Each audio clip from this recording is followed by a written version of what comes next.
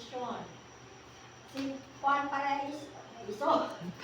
Pharisee, proud and content with his outward religious acts. Kaya katulad yung ginatanaw, katuliyahang nahimo. So, unlike kay tax collector, by humbling himself, he desired change and forgiveness. So, katong nga napaubos siya sa iyong kaugalingon, and then nagkiwa siya nga, mabago dyan yung kinabuhi. O, mapasayo siya sa Ginoo.